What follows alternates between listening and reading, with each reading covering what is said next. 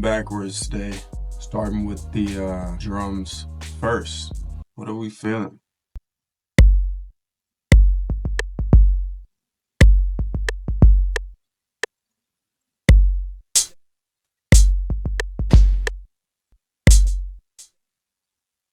Go ahead and change the envelope on this hat just so I can make the one that comes after the first one a little bit shorter, just to give it tension, I guess you could say. Create separation in the beat, in the drums, and it's nice for variation. So it's kind of like this. Now we just changed the velocities on these now, because you want to add some variation, some humanization to your beats. You know, you don't want to make these type of beats sound like they were made on a computer. It's more of a raw, natural sound anyways. So you want to try to emulate that to the best of your ability.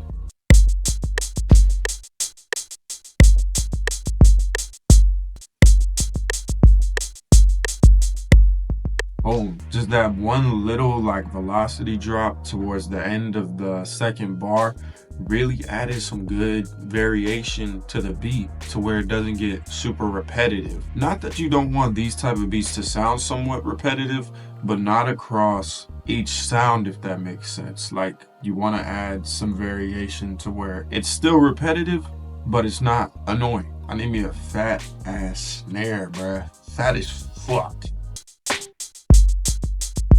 Okay, that snare is not that fat, but I kind of like it though.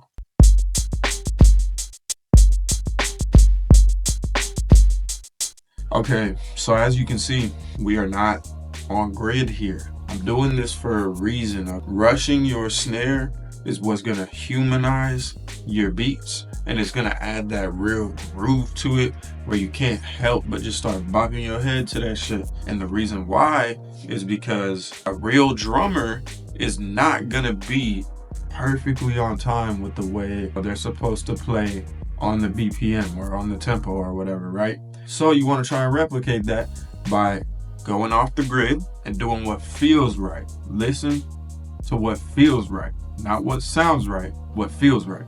We'll add some little accents to the beat. See, once again, going off the grid, you can hear the difference between when it's quantized and when it's not. There's like a pocket that it has to sit in, like in order for it to bounce right, if that makes sense, to really get your head moving. The feeling I'm getting from this right now is something along the lines of like a Dilla or a Knowledge or something like that type of beat. They don't quantize their shit like at all, basically. So as you can see, every millisecond counts. Get it right. Even if you gotta take extra time with it, it's better to take your time and make one amazing beat rather than make 10, 15 mid-ass fucking beats that anybody can make. Take your time with it. Nothing wrong with it. Don't rush the process. Now again, just like we did with the hats, we're gonna take the attack down, put the hold up, the decay down, the sustain down, and the release down, so that we can drag this sound to whatever length we want it to play.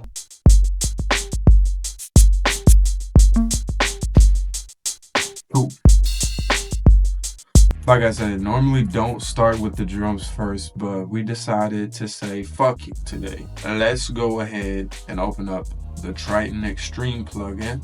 I'm gonna put you onto a little bit of sauce right now. If you don't know this already, you can use your keyboard in FL as a piano, basically, just by clicking this button here. One thing you might not know is if you right click it, you can actually put the keyboard into a key. So if you want to play your melody in the scale of G sharp minor natural Aeolian, you can do that. Every key on your keyboard will then play within that scale. This is like the biggest cheat code to making melody. Like, if you're ever feeling like you got beat block, do this. It's pretty fucking hard to not make a melody when you're literally like pressing every key on key.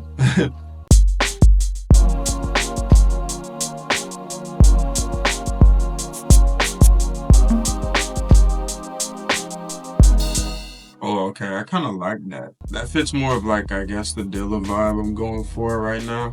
Quick tip, if you really want to get your beats hitting like a motherfucker, you're going to want to sidechain your melody to your kick. In order to do that, all you do is route your kick to a mixer track, right click this, and then sidechain to the track that you want to sidechain it to.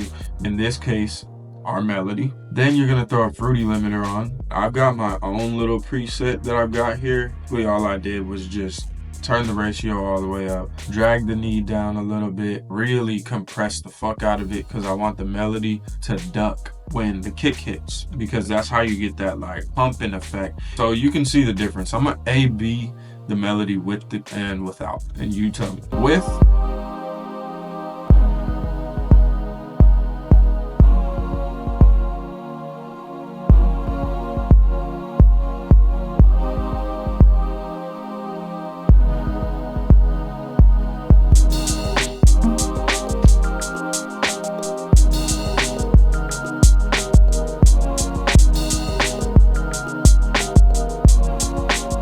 so to add some variation, we're gonna add a different bell for the second half.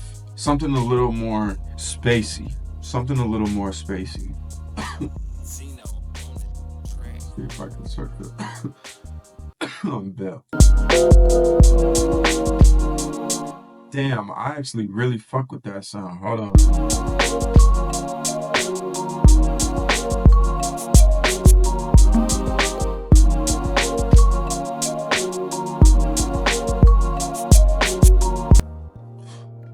Oh my goodness. I have never utilized the swing fucking function in Electra X on the ARP. And you can see how much of a difference that shit made. It just made it sound more human.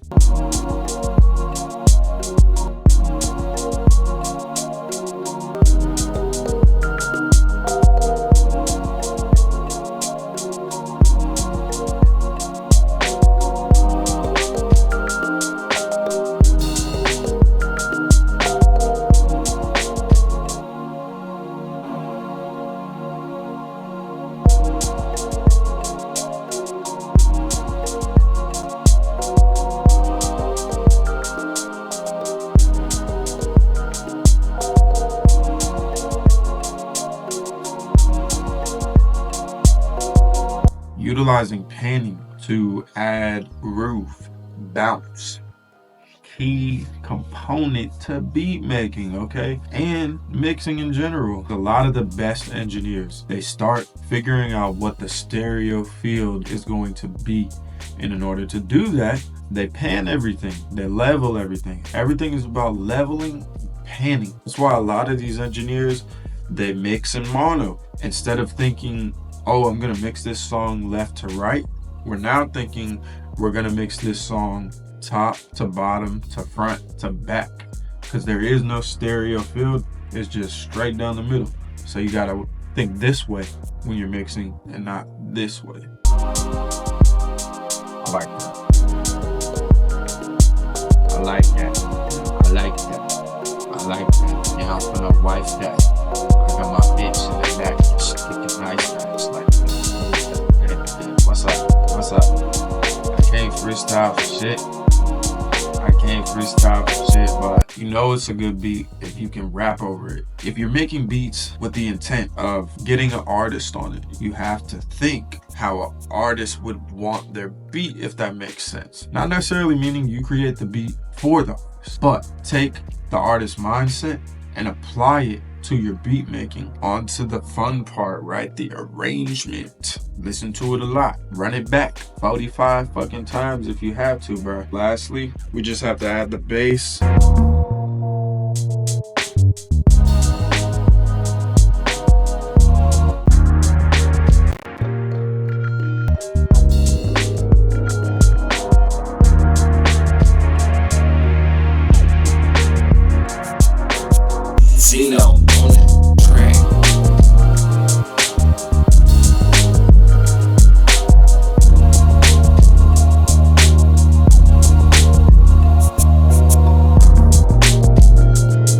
Well, there you have it, folks. That is how you make a beat in the style of Dilla, Knowledge, so on and so forth. But yeah, hope you enjoyed. If you did, please definitely make sure to drop a like. Go ahead and comment down below a hidden FL Studio gem of your choice, okay? Share the sauce. Don't hide it. Don't be a bitch ass gatekeeper. But make sure you hit that like button. I'm gonna need you to subscribe as well, okay? And get ready to come back for another video in a week from now. I'm gonna catch y'all later. Peace.